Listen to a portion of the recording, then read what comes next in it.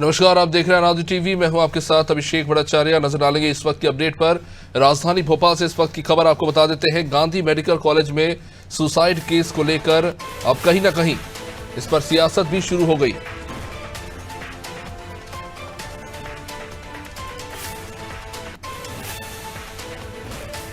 Junior doctors के प्रदर्शन को अब कांग्रेस ने समर्थन दिया है। कांग्रेस ने बीजेपी को इस मामले में घेरने की कोशिश की है। गांधी मेडिकल कॉलेज में जंगल राज फैले होने का आरोप लगाया गया है कांग्रेस के द्वारा, जहां डॉक्टर्स को सिर्फ झूठा आश्वासन दिया जा रहा है, ये कांग्रेस ने आरोप लगाए।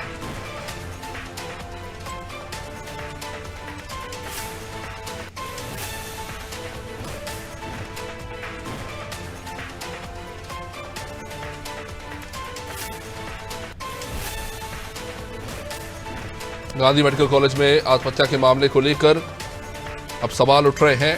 एक तरफ जूनियर डॉक्टर्स जहां प्रदर्शन कर रहे थे, वहीं इस मामले को लेकर अब कांग्रेस ने भी सवाल उठाए हैं और मौजूदा सरकार को घेरने की कोशिश की जा रही है। राजधानी के गांधी मेडिकल कॉलेज में डॉक्टर सरस्वती की आत्महत्या के बाद डॉक्टर कार्तिक द्वारा आज आत्महत्या का प्रयास किया गया है। ये इस बात का द्योतक है कि हमीदिया हॉस्पिटल और मेडिकल कॉलेज में जंगल राज स्थापित हो गया है। वहाँ पर जो लोग डॉक्टर मरीजों का स्ट्रेस मैनेजमेंट करते हैं, वो स्वयं कितने स्ट्रेस और कितने दमन में जी रहे हैं, ये इस बात का प्रमाण है। तत्काल मध्य प्रदेश सरकार को इस पर नोटिस लेना चाहिए और जो है चिकित्सा शिक्षा मंत्री का इस्तीफा मांगना चाहिए। कितना दुर्भाग्यपूर्ण है कि किस अराजकता से गुजर रहा है मध्य प्रदेश का सबसे ख्यात मेडिकल कॉलेज, और उस पर कोई सरकार की तरफ से ना प्रयास है, ना कोई कार्रवाई है। केवल झूठे आश्वासन और रोज के दौरों के अलावा इस मेडिकल कॉलेज में क्या होता है? प्रशासकों, तहसीलदारों, एसडीएम, कमिश्नरों के हाथ में अस्पताल चल रहे हैं। डॉक्टर क्या करेगा? चलिए, भूपेंद्र गुप्ता जी को आप सुन चुके हैं। हमारे साथ इस वक्त इस चर्चा में भाजपा से नेहा बग्गा और कांग्रेस से अपराजिता पांडे जुड़ चुके हैं।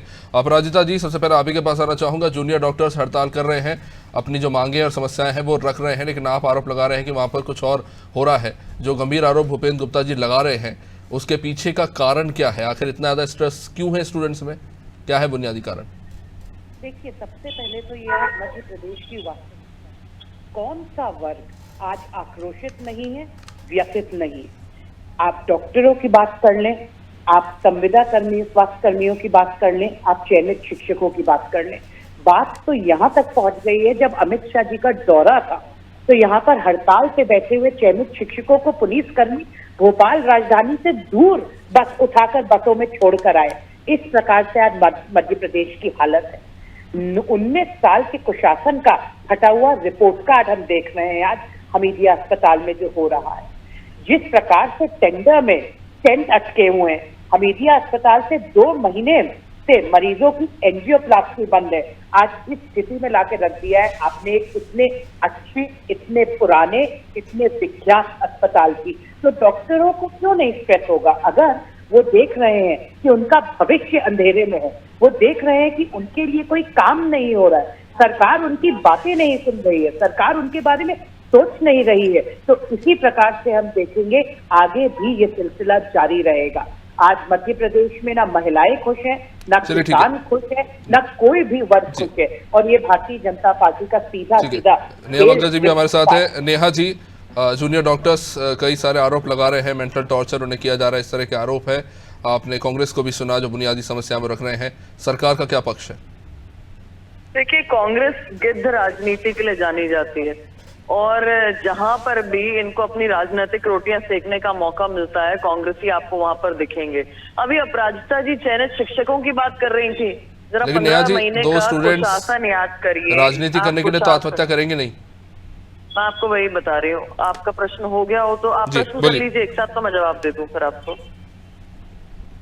सबसे महत्वपूर्ण बात यह है कि इन्हें अभी दुनिया भर की चीजें याद आ गई। डॉक्टर्स जिन्होंने अपनी सेवाएं दी, जिनको सम्मानित करने का काम, जिनको हमेशा सुनने का काम शिवराज जी की सरकार ने किया है, उन डॉक्टर्स को डरपोक कौन बता रहा था कोरोना काल के बाद? वो श्री कमलनाथ जी थे, जिन्होंने कहा कि डॉक्टर्स तो अपने घर में दुबक कर बैठ गए थे। आज उनको वॉरियर्स के तौर पर उनको हर पैमाने पे समर्थन देने का काम भारतीय जनता पार्टी की सरकार ने किया है। फिर इन्हें याद आ गई चयनित शिक्षकों की, तो आज तक के मध्य प्रदेश के इतिहास में नहीं हुआ कि महिला शिक्षकों ने अपना सिर मुंडवाया हो। कब हुआ ये? करप्टनाथ कमलनाथ जी के शासन में 15 महीने की सरकार में। अधिकारी कर्मचारियों को ले लीजिए, उनको चोर बताने का काम, डकैत बताने का काम किसने किया? दिग्विजय सिंह ने किया। फिर उसमें कौन चले? कमलनाथ जी चले। तो अगर कहीं पर कोई घटना घटती है तो सरकार जिम्मेदारी से अपने कर्तव्य को निभाती है, उसको देखती है। और आप देखिए कि इसको भी बहुत गंभीरता से लिया है, इस पे भी कमेटी अपना काम कर रही है। और निश्चित तौर पर अगर कहीं पर कुछ है वाकई में, अगर कहीं पर उनको इस प्रकार का कोई टॉर्चर महसूस हो रहा है, कोई कर रहा है, तो उसके ऊपर कार्रवाई की जाएगी। चलिए ठीक है। अपराजिता जी, आपने नेहा जी को सुना, जूनियर डॉक्टर्स आरोप लगा रहे थे कि एचओडी टॉर्चर कर रहे हैं उन्हें, तो उन्होंने बीजेपी ने कार्रवाई की है वहां पे, अरुणा कुमार को हटा दिया गया है। और आप किस कार्रवाई की उम्मीद कर रहे हैं इस पर? देखिए, मुझे तो बड़ा हास्यास्पद लगता है। भारतीय जनता पार्टी तथ्य, साक्ष्य, लॉजिक पे बात नहीं करती। आपने प्रश्न पूछा तो जवाब, उत्तर ये आया कि 18-19 साल के कुशासन को कंपेयर किया जा रहा है मात्र 15 महीने की सरकार से, जो सुशासन था, जिसमें से 2-2.5 महीने आचार संहिता में चले गए।